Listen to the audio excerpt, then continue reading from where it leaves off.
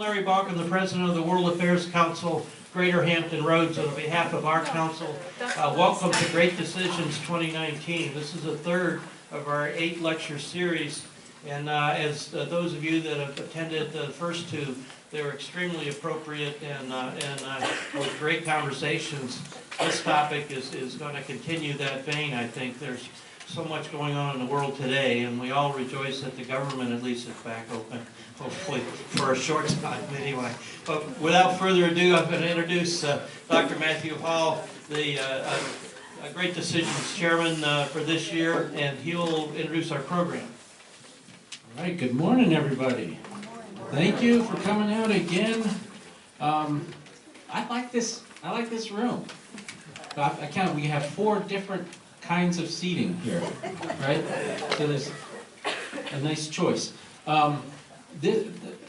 So this is the third in our series of 8 talks, as you know, and they every year are chosen to be timely, and they've certainly done their job in choosing timely topics this year, especially today, I think. I've been really looking forward to this one.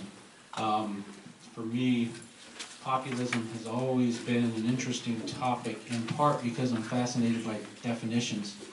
And what in the world is populism, right? It's something that can be difficult to find. I have no idea if our speaker is going to address that part of it.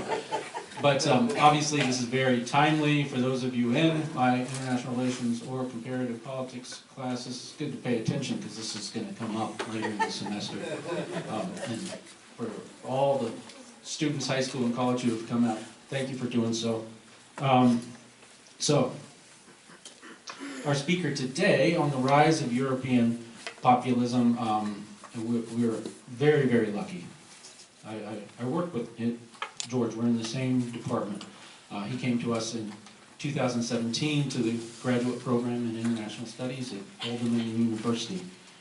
He holds the Dragas Chair in international studies. He is widely published. His most recent book is the comparative political economy from Oxford. He is published on a wide variety of topics, including European politics, political economy, social and labor market policy, and immigration. His other main publications include the political economy of managed migration, varieties of capitalism and Europeanization. Prior to ODU, he has taught in many, many places around the world, including multiple universities throughout Europe. He's taught at the University of London, Vienna University, Luis Carlos University in Italy, the Australian National University, the European University Institute, also in Italy. Also here in the United States, he's taught at Georgetown and the University of Pittsburgh. We're doing shorter introductions today so that we have time to get to this fantastic speech, talk. And so that's it for me. Without further ado, Dr. Georg Menz. Okay, thank you, Matt, for your kind words.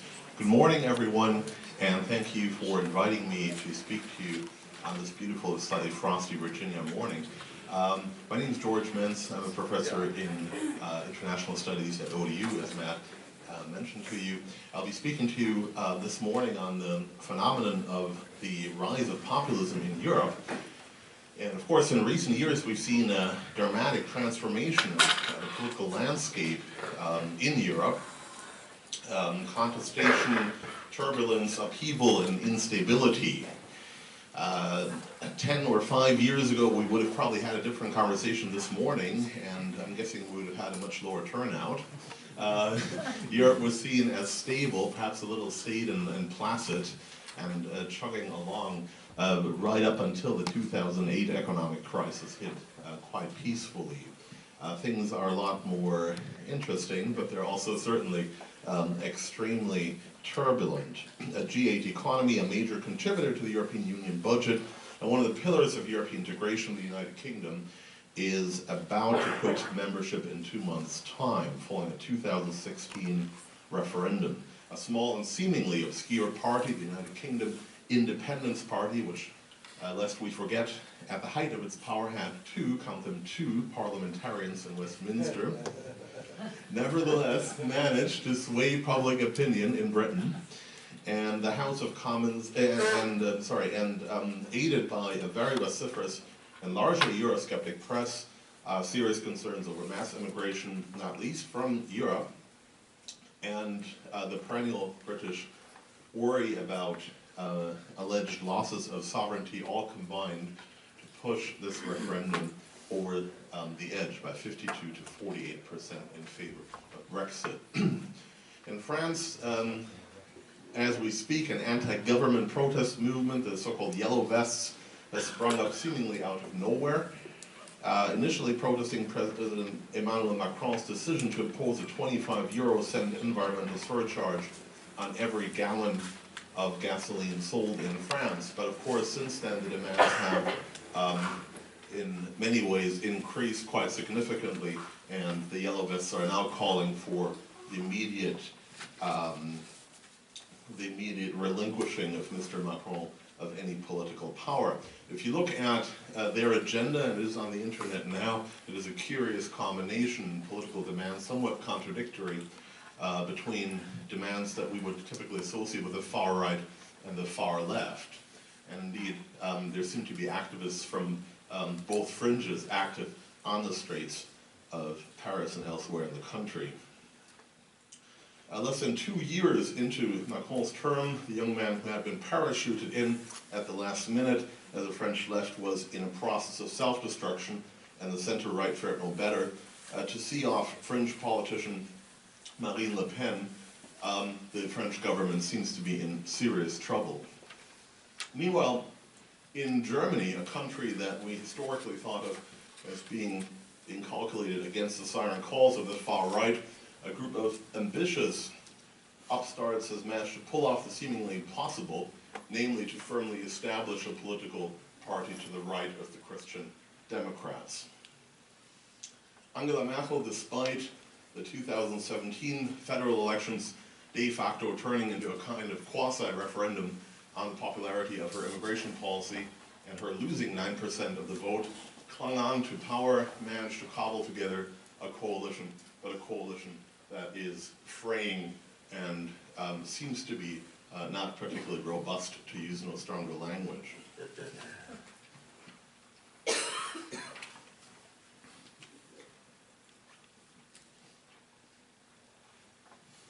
Okay, meanwhile Italy, always the most colorful, interesting, perhaps somewhat chaotic European countries. We have a coalition that defies the laws of political science gravity. Namely, a coalition government that brings together a right-wing and left-wing challenger simultaneously. A protest movement founded by leftist Maverick TV comic joins forces with a far-right anti-immigration and succession group that calls itself simply the League. We see here charismatic leader of the League, Matteo Salvini, smiling, posing for the camera. And the reason I singled out this slide here for you is because his t-shirt reads in Italian, "I am a populist." So the term that we'll discuss this morning, and that is often used as an insult, as slander, he, as they say in the streets, he owns it. He owns the term, right? He's trying to essentially, again, to use slightly slangish language here, he's trying to reframe it. I am a populist. European politics is in flux. Much has been made of the rise in populism. I will try and dissect the phenomenon in my remarks this morning, and we'll then take a short break and I will open the floor for questions. My presentation is, as you can see, divvied up into 4 sections. We've got the definition, we've got a little bit to say about the magnitude and the nature of the rise in populism. I'll discuss causes, and last but not least, effects. Recent years have witnessed a virtual cottage industry in academic publications that seek to define the term populism. I dug through that in the past few weeks in preparation. I have to say I came away slightly frustrated. Much of the scholarly literature is infuriatingly vague when it comes to a working definition. A lot of it is very clearly politically biased, fuzzy, unfocused, and imprecise. Too much of the literature abandons any pretense for searching for a workable definition and uses the term as a slur in the way it is used in journalism. But I did come across and away with a number of core tenets which I present to you here this morning. And it seems to me that one of the elements that is useful and is stressed in the academic literature is the anti-elitism that populist parties stress. They see themselves as the true voice, and in some cases the only voice, of the people. And they allege that the elite is out of touch, aloof, distant, and this is also very important, corrupt. Corrupt both in the literal sense of the term, but also in the moral sense. That is to say, the elite needs to be replaced, and of course, conveniently enough, ideally with members of one's own party. That raises a teeny tiny little problem, that is that once we've replaced the elite, and we in a way become the elite ourselves, and it becomes a little bit more difficult then to continue with this kind of rhetoric, for obvious logical reasons. Now, that said, it seems to me that some of the literature also suffers from an impossible act of acrobatics, trying to apply this label to politicians as diverse as Mr. Salvini, Donald Trump, and the late Hugo Chavez of Venezuela. In other words, the term is often used in such a broad and wide-ranging way as to render it almost meaningless. Fortunately for our purposes, we're only discussing European politics, but even so, I wonder whether this is indeed a particularly useful term, and suggest instead to use the term fringe parties. And we do find core characteristics of parties and movements commonly thought of as being populist, but I think it is in many ways more precise. And of course, there are also right-wing and left-wing versions of populism, as we will see in our tour d'horizon this morning.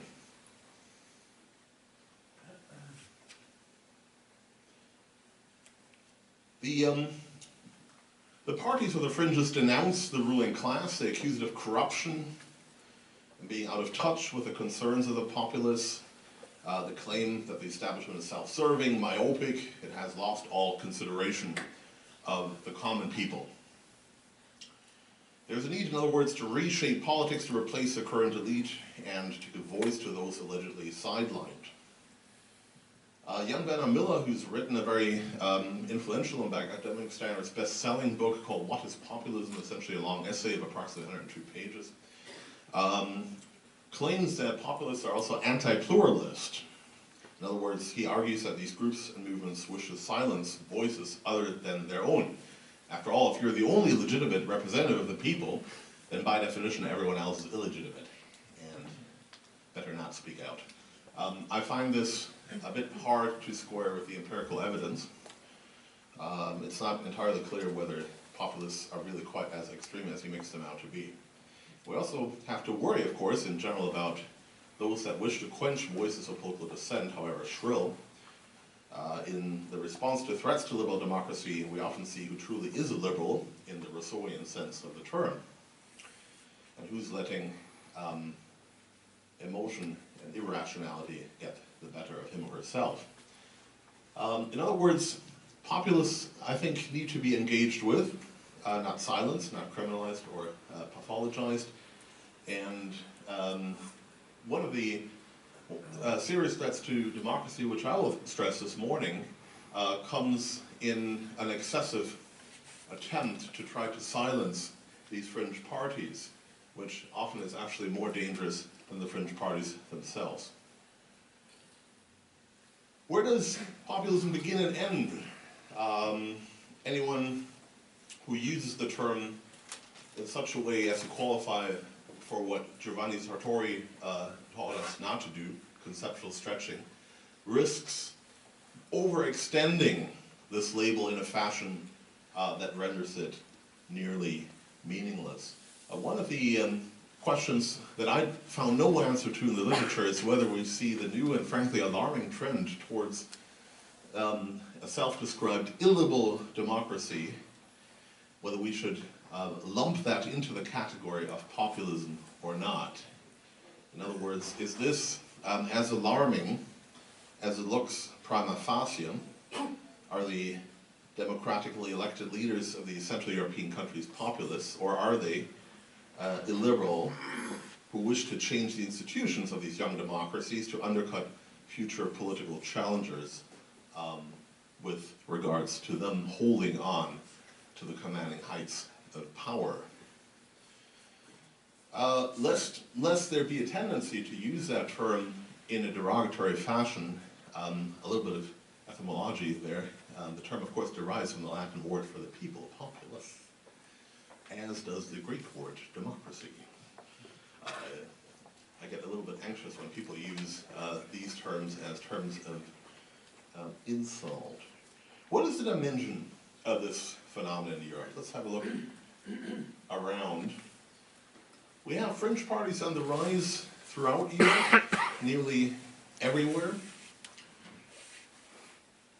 And I think what is particularly perturbing is that notwithstanding claims to the contrary, the center in Europe does not hold. The centrist parties, both of the right and the left, about which I'll have more to say in a minute, are in serious problem, are facing serious problems, and are seemingly on the retreat. Politics has become messy, colorful, and very volatile throughout Europe.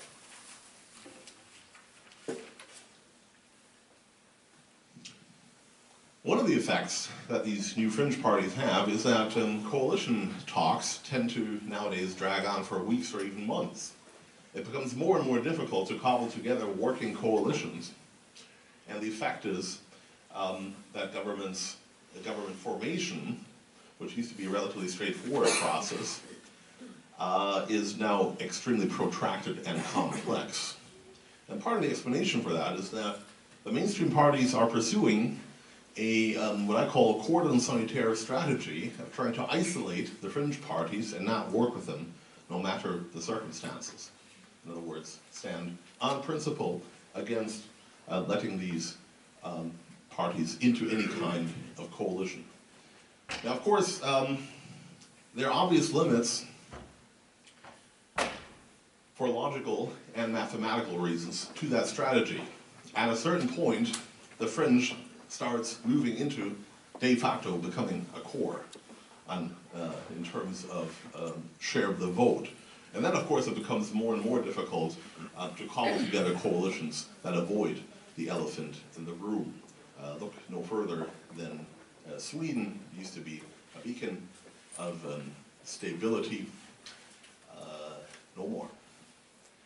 If you look around Europe, we have fringe or populist, if you prefer, parties bubbling to the forefront in extremely different and diverse settings. In the Czech Republic, the anti-elite populists, led by businessman Andrej Babiš, himself facing accusations of corruption, successfully ran, of all things, on an anti-corruption platform, governing the country in a coalition with none other than the successor party to the Czech Communist Party. Anti-elite, or perhaps a new elite, old wine, new bottles. Throughout Europe, politics is an upheaval. What's right and what is left? Foul is fair, and fair is foul, wrote the bard, in a tale of the disastrous consequences of hubris and amoral ambition. In Sweden, that erstwhile bastion of social democracy, charismatic young firebrand Jimmy Åkesson secured 17% of the vote in the fall of 2018. He ran on a platform of lowering the extremely high Swedish tax levels, but also, very importantly and centrally probably, pushing back against the former Reinfeldt government that accepted 300,000 immigrants from the Middle East and beyond since 2014. This has led to record levels of crime in Sweden, including rape, murder, and physical assault. He managed, in other words, to successfully capitalize on the backlash against Reinfeldt's extremely liberal gesture towards Syrians in particular, but not only. In Germany, this cerebral anti-European single currency project of a group of economics professors, a little elitist and perhaps a little too cerebral for the common people, managed to radically reinvent itself in recent years and has spawned a vociferous anti-Merkel party that calls itself the Alternative für Deutschland. No party to the right of the Christian Democrats ever managed to enter the federal parliament since 1945, yet they did. They're challenging Merkel and her stance on immigration, but they're also successfully securing seats in every single regional election that is being held. State after state after state, the AfD is successful. We covered Italy earlier, very strange bedfellows. Imagine a coalition of the Tea Party and the Bernie Bros in this country. Do they even talk to each other? In Spain, a disgruntled former communist youth movement leader has set up a protest movement called We Can Podemos. The party runs on a left-wing anti-austerity, anti-spending cuts platform and has injected new vigor into the national conversation. More recently, of course, we have also seen the emergence of a far-right fringe party, which in a country which is as marred with the legacy of fascism as Spain, again, is absolutely extraordinary, somewhat comparable in that sense to Germany. In Greece, the mainstream political parties of old are shadows of their former self. The Social Democratic Party, about which I'll have more to say later on this talk, PASOK, has disintegrated to a new all-time low of 4%.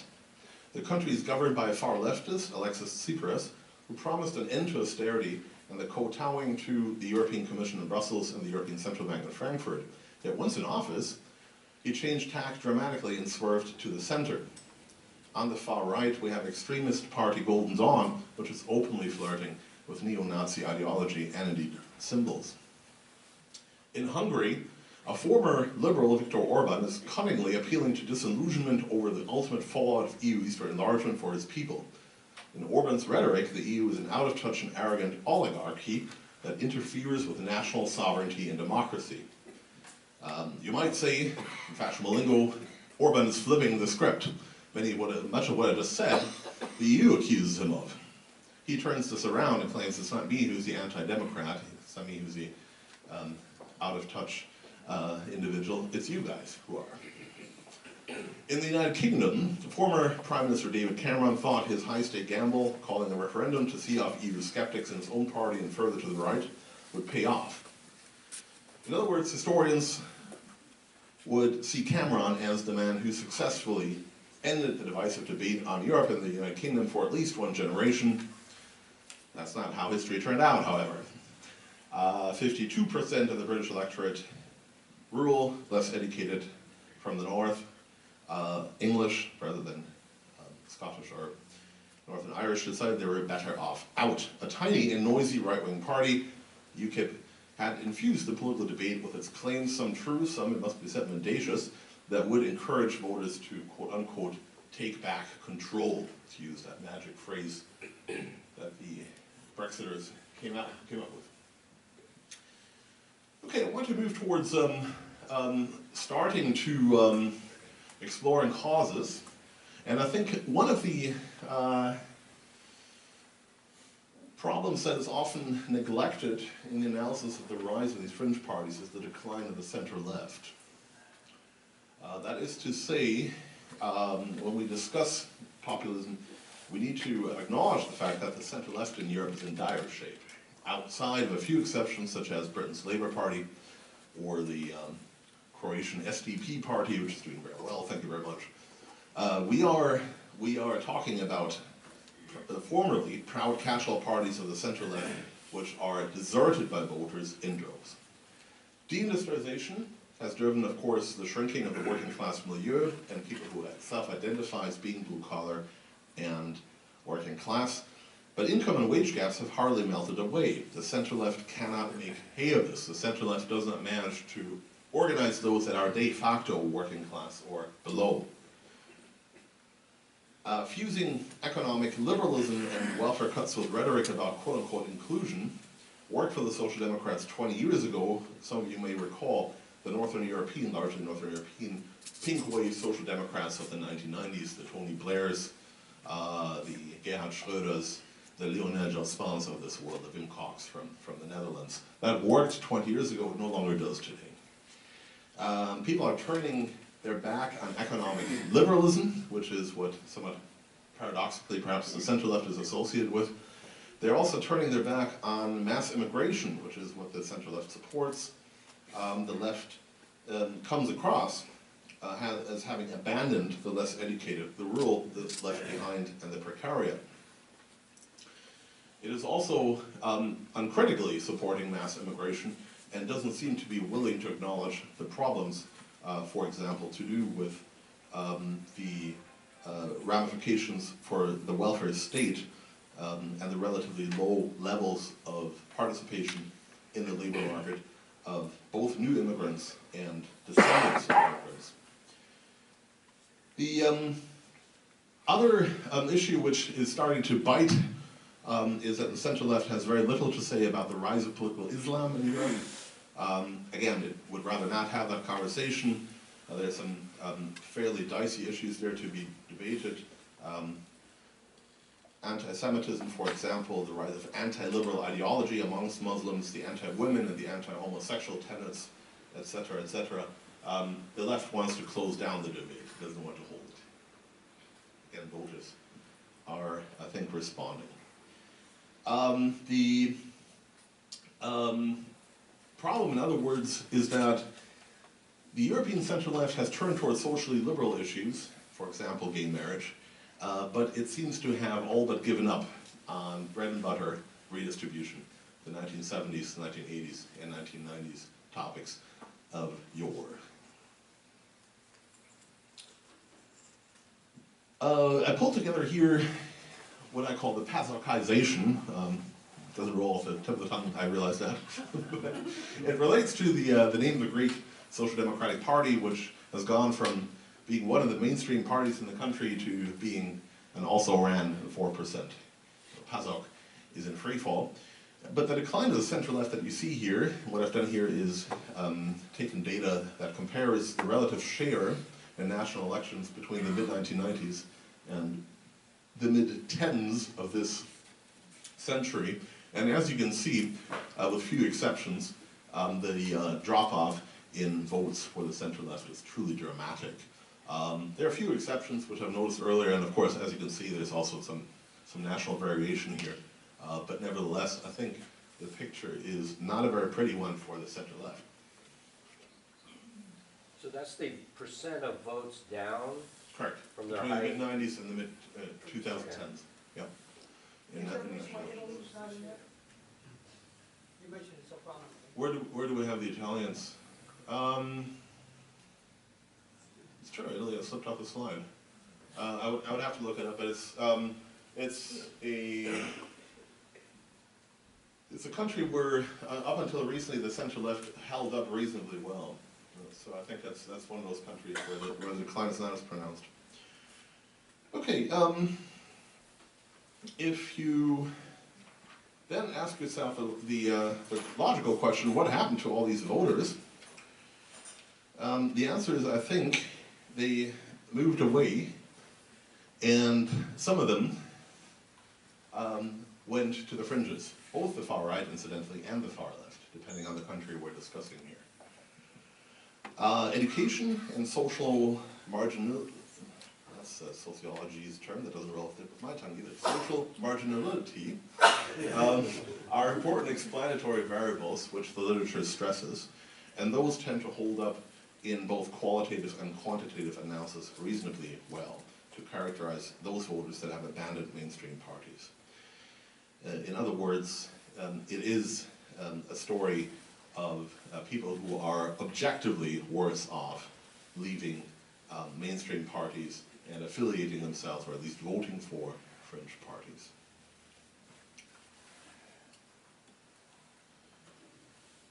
The trouble for the center-left is that it tries to appeal to the voters of the European versions of Williamsburg. but it has to offer relatively little to the European versions of Cleveland, suburban Detroit, and Pittsburgh. In other words, it appeals to a university-educated, largely young crowd of social liberals, but bread and butter issues, taxation, social housing, education, healthcare, are all downstream from the elephant in the room issue, immigration. And as long as the center-left is wedded to a liberal approach on immigration, it's hard to see how anything will change. German social scientist Wolfgang Merkel, who cannot be blamed for his last name, no relation, distinguishes between cosmopolitans and communitarians. That might be, I think, an interesting juxtaposition of labels. Again, we know education matters tremendously, and so does the relative wealth, and indeed also the relative wealth of the region it lives in. Hence, my allusion to the European versions of the US Rust Belt. Now, I spend quite a bit of time on the woes of the European center-left, but the trouble is, as you will see in a minute, the center-right is also shedding voters. In other words, conservative voters are also starting, albeit not quite as dramatically, to move to fringe parties.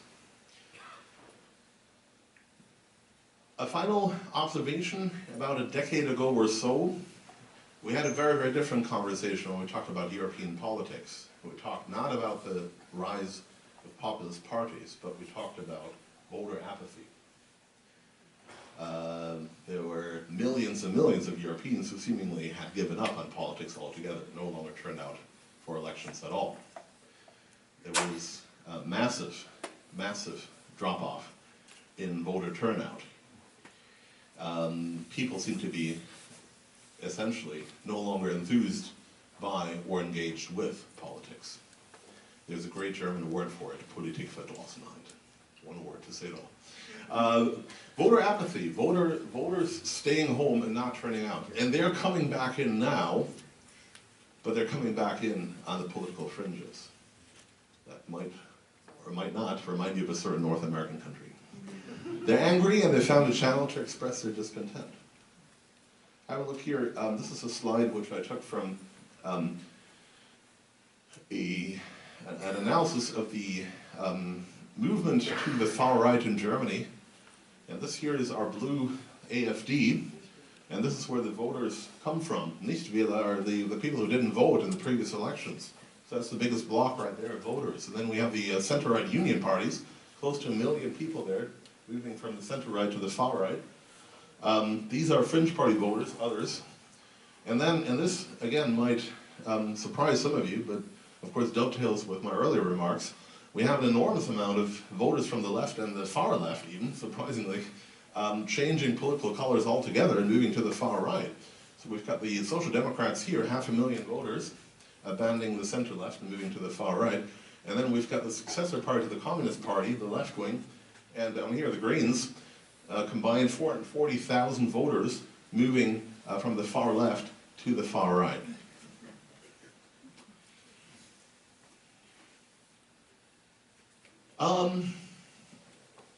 The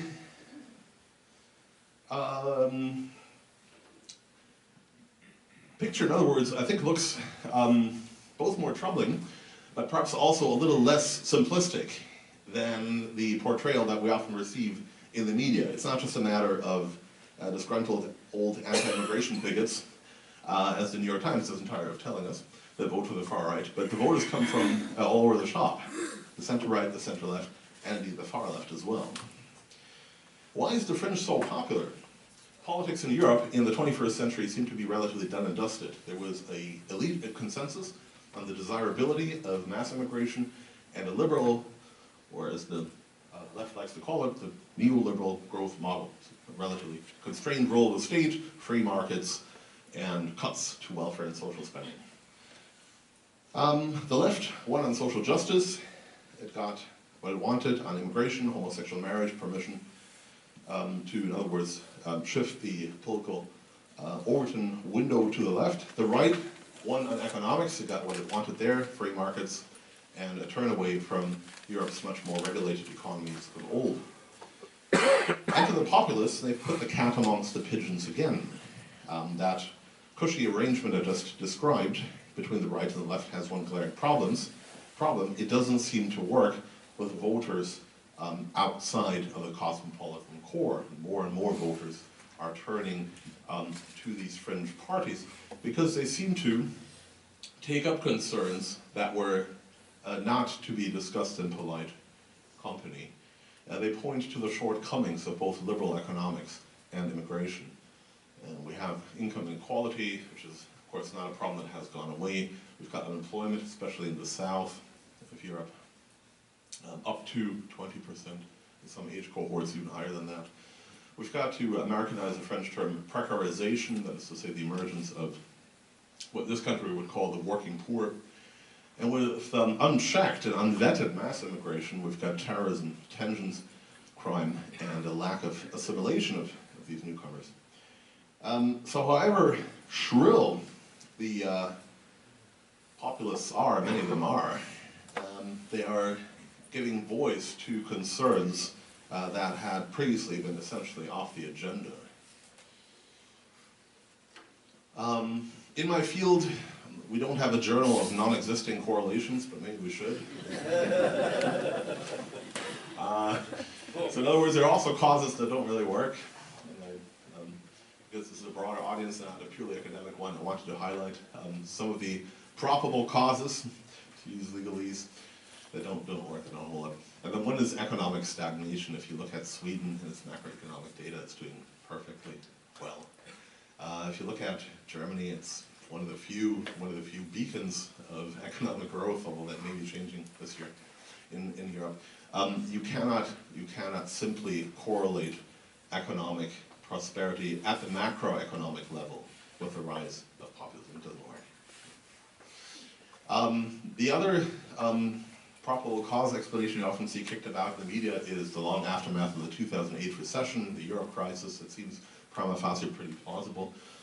After all, a number of southern European countries have not really recuperated over the course of the past 10 years. They're still doing very badly. The Italian economy is actually still smaller today than it was in 2008. So the impact has been more severe than the 1930s Great Recession in this country. But that said, the explanation also, I think, only partially holds in Southern Europe. Again, what about the North? It doesn't really seem to be applicable to all parts of the continent, but it works pretty well in Greece. The transformation of the Greek political landscape is no doubt directly correlated to the very painful programs associated with the term austerity, and it also works reasonably well in Italy and Spain. If you look at the treatment of these countries, democratically elected governments were charged by the Troika, the IMF, the European Commission, the European Central Bank, to implement painful spending cuts provided they wanted to stay in the single currency zone. Frankfurt sent a clear message, a letter to Mr. Berlusconi, at the time President of Italy, obey our instructions or step down. When the Greek government wanted to hold a referendum, in the first instance, on the desirability of these austerity measures, it was told in no uncertain terms, there will be no referendum. You don't get to vote on matters that concern your own people. We decide for you and on your behalf. Meddle with Southern European democracies and you end up with the collapse of the center and the rise of the fringe. Immigration is another issue of contention in the mainstream political parties. In mainstream politics. Mainstream parties, like I said earlier, simply didn't want to discuss the issue anymore. It was considered a third rail, it was considered dicey, it was considered politically incorrect. Nobody wanted to talk about immigration anymore. But yet, a lot changed in Europe. There was a sea change in the early 2000s, back from the more restrictive stance of the 70s and 80s, back to a more liberal stance. And at the same time, of course, we have the 2015 immigration crisis and its aftermath. First, off the block with regards to the sea change was Britain. Consider that today, for the last census held in Britain, in 23 out of 33 boroughs of the British capital, white Britons have become a minority. Overall, they're 44% of the population in London. Within the space of 10 years, between the 2001 and the 2011 census, in other words, immigration had reached such levels that in the British capital city itself, the native population found itself outnumbered.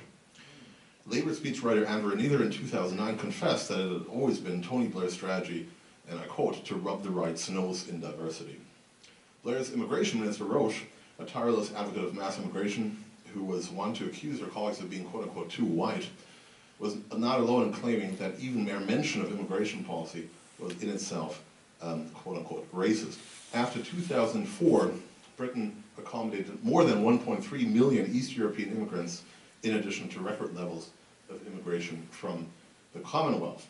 In other words, the country took in enormous amounts of immigrants. I'll present some data in a second, since the turn of the century, and that, as it turned out, was one of the indicators that led to the Brexit vote.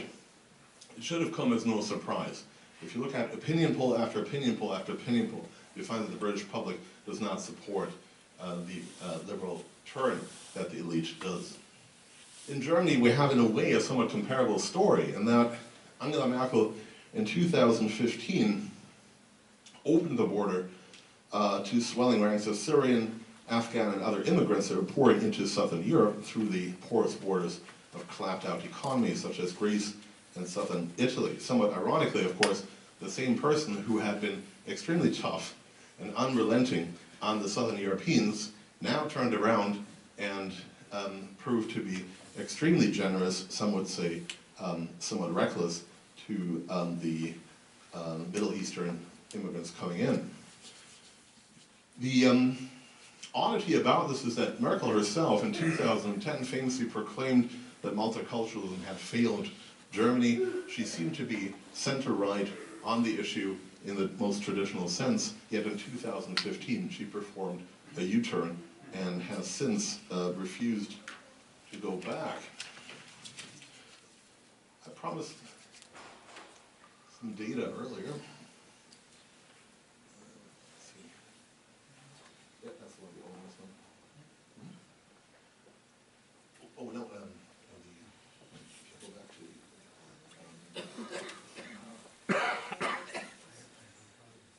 the oldest one.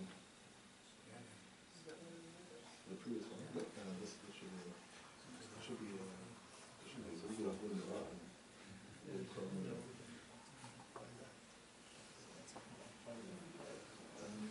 Minimize that.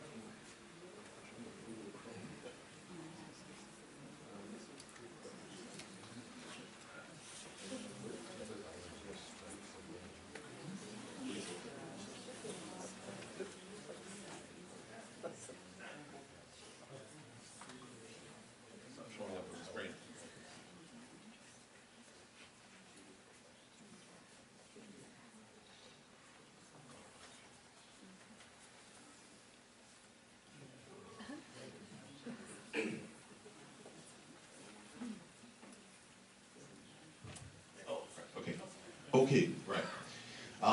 Wrangle a little bit with the computer there, but we got there. Okay, this is a chart issued by the British Office of National Statistics, and it shows you very nicely the sea change that I was alluding to there earlier. We have data here going back to 1970. As you can see, back in the days, Britain was a country of emigration in net terms, that is to say more people left than entered. I'm not sure what the cause of that could be between the great weather and the fantastic cuisine. Sorry, I lived there for 15 years, I'm allowed to make fun of the Brits. But anyway, so since 2000, have a look at what happens here. Labour takes over in 97, right? Blair comes in 97, that's roughly here. And immigration starts shooting up, and fewer and fewer Brits are emigrating, despite my joke, of course. With immigration, we're also putting a label on people who are not actually native Brits. So we have people, in other words, who return to their home countries. But this delta here, this gap, is growing and growing. And this, I think, puts paid to the claim that you often see rehearsed, according to which Britain has always been a country of immigration and multiculturalism. We're really talking about a development that took place 20 years ago and started under Tony Blair. Okay. Yeah.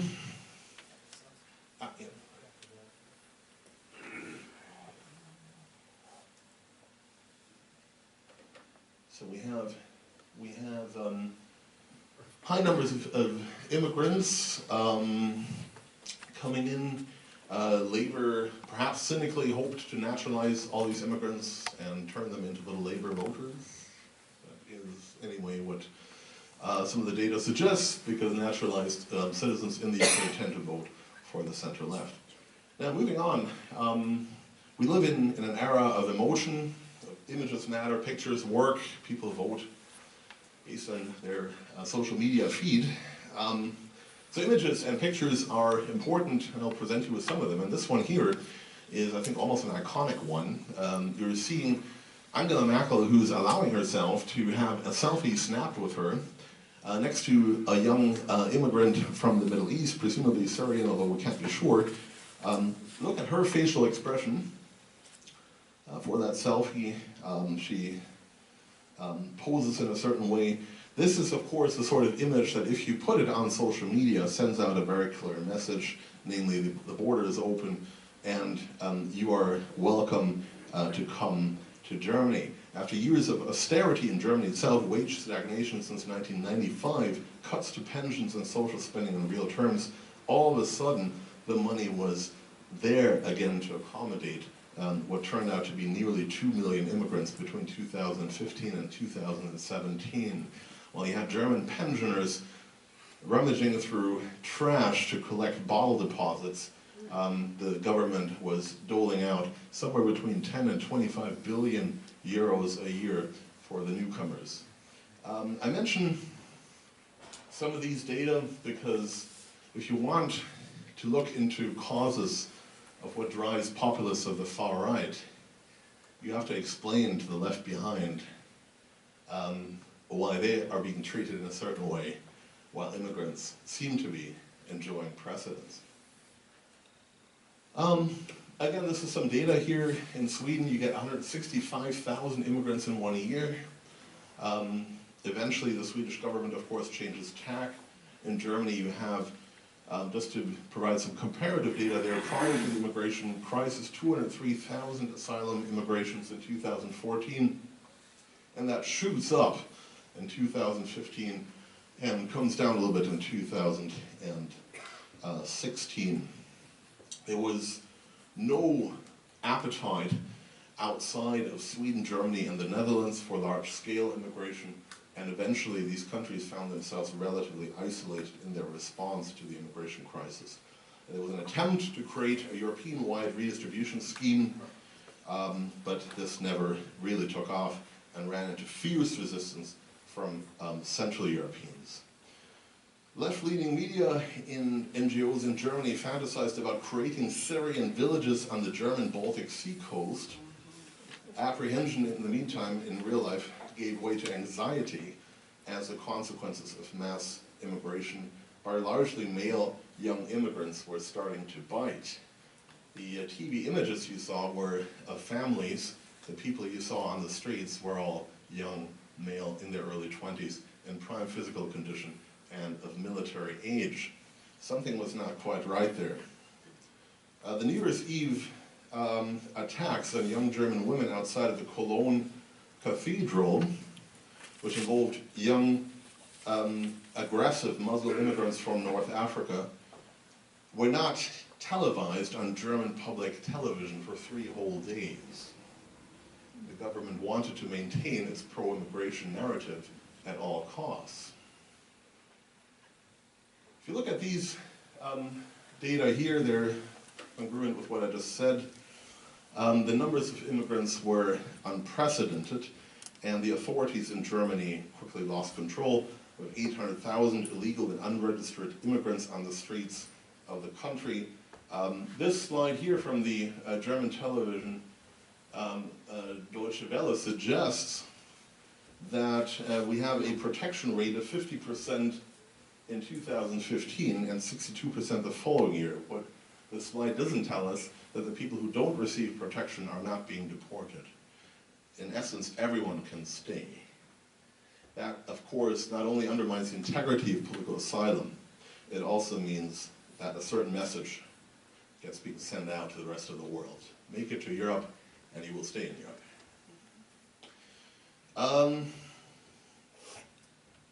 The story, unfortunately, did not have a happy end. This is an image taken from the Berlin Christmas market, where a young Tunisian Islamified and radicalized extremist crashed a major truck, which you see here in the picture, into the market, killing 11, injuring an additional 55 people. One of the many and recurrent terrorist attacks throughout Europe motivated by radical Islam. But what I'm highlighting here is that if you look into the background of that individual, his name is Anis Amri, you find that he in some sense epitomizes the human cost of liberal immigration policy. Not only was he able to collect welfare checks under 11 different identities in Germany, but he also entered Italy after the Arab Spring in 2011, committed arson, served 4 years in prison in Italy, was not deported by the Italian authorities, managed to drift through Europe, and in the summer of 2015 entered German territory. Despite having been arrested in possession of drugs and a fake Italian ID by German police, despite entering the radar screen of security services due to his widely known sympathies for radical Islam, and despite having his application for political asylum rejected, he was not deported. I'm running a bit low on time. Okay, I'll maybe skip over this. What I had in mind here was a clip from a group that is pro-immigration in Sweden, which essentially put out a government-sponsored ad suggesting that it's not the newcomers that need to integrate, it's the Swedes themselves that need to change their ways. They have no right to retain their national culture, they need to change. When I first came across this clip, I thought this was some kind of hoax or right-wing conspiracy theory. I'd never in my life seen anything like that before. It was so offensive. But that is essentially what you get on the extremist far-left fringes in Sweden. Now, coming to the end, you'll be happy to learn if we go back to this newspaper article. What I want to run past you here is if you go into on the far right, yeah, telling me. Exactly. Whoops. Yeah, the morning squawk. Yeah. No. This is what we're looking at here. This is as you can see, it's not Breitbart. It's a mainstream newspaper article which covers an incident which involved the CEO of Facebook, Mark Zuckerberg, and Angela Merkel. And the two were caught on a hot mic. The mic was live. Nobody recognized that at first. And Mrs. Merkel is overheard asking Mark Zuckerberg for censorship on Facebook. She says, in English, "Are you working on this?" And Mark Zuckerberg says, yes, we're doing our best to censor criticisms of your government on Facebook. We're doing it. You know, this is one way of dealing with dissent, criticism, is just to close it down, criminalize it, to pathologize it, to kick it off Facebook. The problem in Mrs. Merkel's view, in other words, is not her immigration agenda, which is dividing the country, it's criticism thereof. It's open, frank dialogue on Facebook. If you treat people like that, it acts as a recruitment sergeant for extremist political parties. This is what turns people into voters for the AfD. Going back to my presentation, for the final slide. Yep. So we've got the decline of the center-left. We've got the hot-button issue of immigration. We've got voters who feel that mainstream parties, when it comes to economic policy, no longer connect with them. In other words, they feel abandoned, they feel left behind. I proposed much earlier the term globalization losers. That's maybe a little polemical, but I think it epitomizes the sense of communities of being entirely abandoned by mainstream parties that no longer care about them. The effects of populism, to wrap up, I think, are to reopen political debates. the question I think we have to ask ourselves is, who do these French parties threaten, ultimately?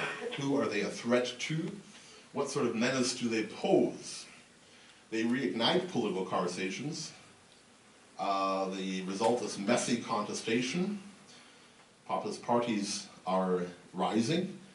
And that is not always a phenomenon that makes for particularly pleasant politics. Politics has become very acerbic, very contested, very noisy, and often shrill and plain nasty. But it has to be said, messy contestation also strengthens pluralism. We may not like the content of what these parties have to say. We may not like how they say it.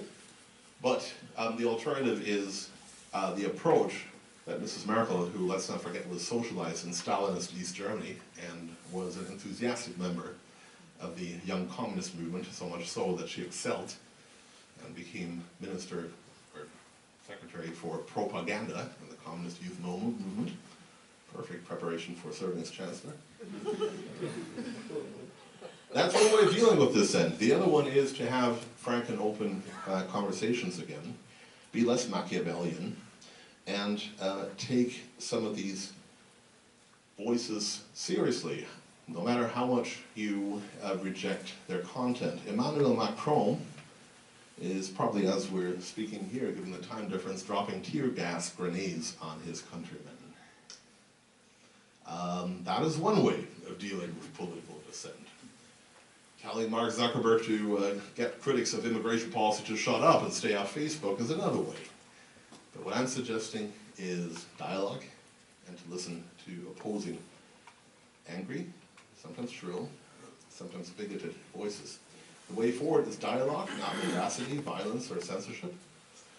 The future contours of politics in Europe will remain messy until mainstream political parties revisit the salience of the topics they wish to discuss, as opposed to the topics that are reappearing on the political agenda due to popular demand.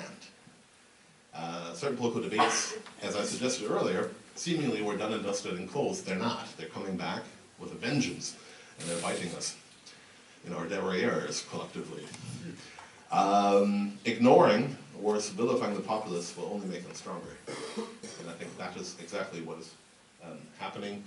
In the last French presidential elections, the far right was the only credible alternative, ultimately, to the mainstream politician that was brought in, as I suggested earlier, at the last minute. What I'm saying in so many words is this is not a phenomenon that will simply dissipate and melt away. It's here to stay. And the one way to engage with it is to take these concerns that are voiced, however aggressively and extremely seriously in substance. Okay, you've been a very, very patient audience, and I rode roughshod over the allotted time slot that I was originally given, which I tend to do in class too. My students know that. So thank you very much for your patience. I think we'll take a short break and then come